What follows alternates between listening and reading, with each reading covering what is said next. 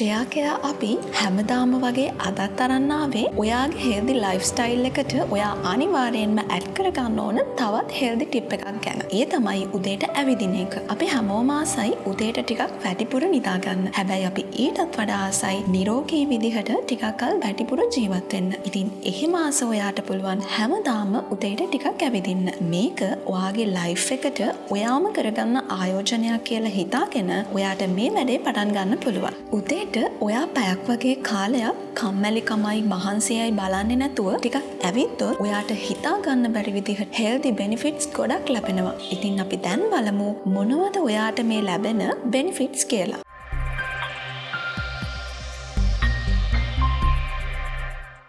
උදේට ඇවිත්තොත් ඔයාගේ ආයු කාලයත් පැය 2කින් වගේ වැඩි කරගන්න පුළුවන් කියලා අධ්‍යයන වලින් පවා හොයාගෙන තියෙනවා. උදේට ඔයාගේ මූඩ් එක පොසිටිව් විදිහට ෆික්ස් කරගන්නත් ඔයාට මේ උදේට ඇවිදින එක උදව් වෙනවා. ඒ වගේම උදේට ඇවිදින එක ඔයාගේ දවස පටන් ගන්නත් දවස අවසන් කරන්නත් හොඳ එනර්ජි එකක් ලබා දෙනවා. අනිත් එක තමයි ඔයාට හොඳ නිින්දක් ලබා ගන්නත් මේ උදේට ඇවිදින එක ලොකු සපෝට් එකක් වෙනවා. ඒ නිසා පහවදා උදෙන්ම හොඳ මූඩ් එකකින් බෝරින් නැතුව ඔයාට නැගිටින්න පුළුවන්. ඔයා උදේට ඇවිදින එකෙන් හෘද රෝග, ආඝාතය, දියවැඩියාව සහ සමහර පිළිකා වර්ග ඇතිවීමේ අවදානමත් අඩු කරගන්න පුළුවන්. ඔයාට ලැබෙන තව බෙනිෆිට් එකක් තමයි ඔයාගේ මසල්ස් ශක්තිමත් කරගන්න වගේම ඔයාගේ අස්ථි ශක්තිමත් කරගන්න පුළුවන් වෙන එක. මතකය වැඩි කරලා ඩිමෙන්ෂියා අවදානම අඩු කරන්නත් ඒ වගේම ඔයාගේ මානසික සහ චිත්ත වේගයේ සෞඛ්‍ය වැඩි දියුණු කරන්නත් ඔයාගේ මයින්ඩ් එක පිරිසිදු කරන්නත් මේ උදේට ඇවිදින එකෙන් පුළුවන් වෙනවා.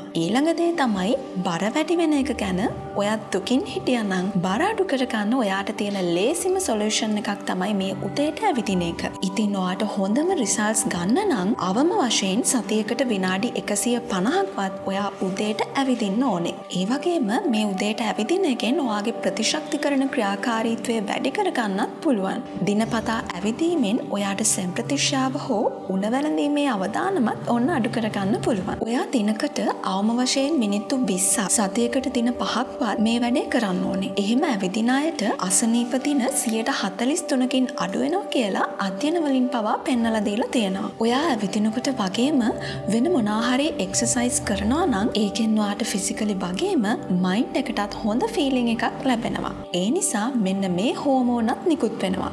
මානසික ආතතිය සහ මානසික අවපීඩනය අඩු කරන්න ඩොපමයින් හෝමෝනයට පුළුවන්. සෙරොටොනින් වලින් ඔයාට හොඳ නිින්දක් සහ ඔයාගේ මයින්ඩ් එක බූස්ට් කරනවා. ටෙස්ටෙස්ටරෝන් වලින් පුරුෂ පාර්ශවයේ ශක්තිය සහ මාංශ පේශි ක්‍රියාකාරීත්වය වැඩි දියුණු කරනවා. කාන්තාවන්ගේ ඊස්ට්‍රජන් හෝමෝනය මගින් මෙන්ස්ට්‍රුවල් සයිකල් එකේ රෝග ලක්ෂණත් අඩු කරනවා.